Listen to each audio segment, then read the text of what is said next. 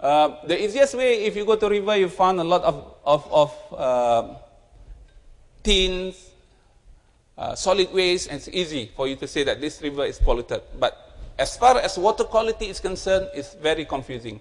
So one of my research that I've started now is on image processing for water quality.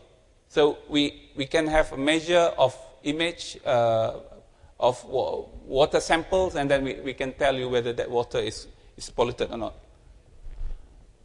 I give you an example. This is, say for example, organics. This is microbes. This is inorganics. Organics such as biodegradable substances. Yeah? And we have inorganic such as metals, cadmium, plumbum, zinc, tin, and whatnot. But in wastewater, consists of normally 90 to 99.9% water. You have only 0.9% impurities consist of inorganics, microbes, or organics. So in order to solve that, you have wastewater treatment plant before you discharge the river. I'm not sure why the river is blue here, yeah, in color.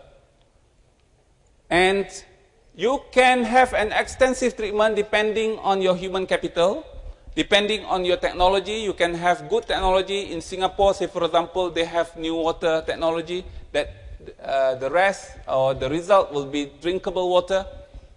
You have to use energy. But what is also important is effluent limits and carbon emissions. So this is new thing. I think for the past 20 years, people are struggling to understand and to relate that to all this. Yeah? So my work is mainly to make sure that we have this by understanding all this. Therefore, if you read my biography, I normally say that my biggest problem in my work, in my career, is to define wastewater. Because wastewater can be very confusing in nature. Say, for example, the history of wastewater characterization consists of specific target base. Say, for example, we are talking about metals, we are talking about cadmium, we are talking about impurities in water, specific. Or we can look into pollution loading as prescribed in Environmental Quality Act 1974. Consists of BOD, Board of Directors of Biochemical Oxygen Demand, cash on delivery, chemical oxygen demand, or suspended solid and whatnot. Yeah? Suspended solid normally give you turbidity, give you colors, so normally. But we found that this is not sufficient. This is the definition gave for the past 50 years and never changed after that. So Alhamdulillah, with my colleagues and partners from various universities in the world, we work together and we develop a system called treatability-based wastewater characterization. We look at wastewater and we know what to treat for, what to recycle from. Yeah?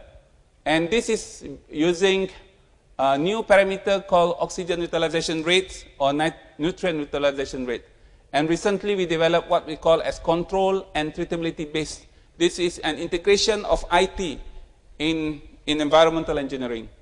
So these are my colleagues that have been very, very instrumental in my career. He is my co-author, Mons Henzer. He is head of editorial board of water research. And this is from Denmark Technical University. And this is my colleagues from Delft, Professor Mark Vens Lundsrecht. It's the most difficult name for me to pronounce. So unless I can pronounce it properly, he said that you can be my friend.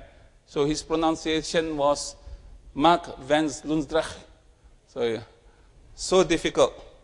And then he approved that. Yeah?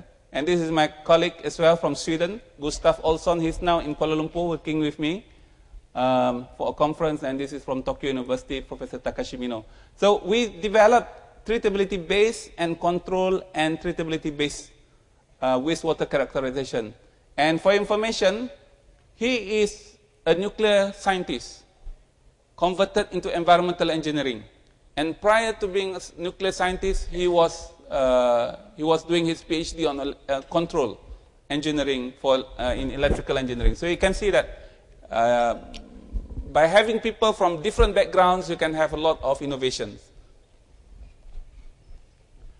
So, in any work, we have to have an idea, main framework of ideas. I'm telling, especially colleagues here who are in academia, in order to become a good academics, normally we have to have a framework of ideas. You have to have your ideology in your field, and easy for you to grow.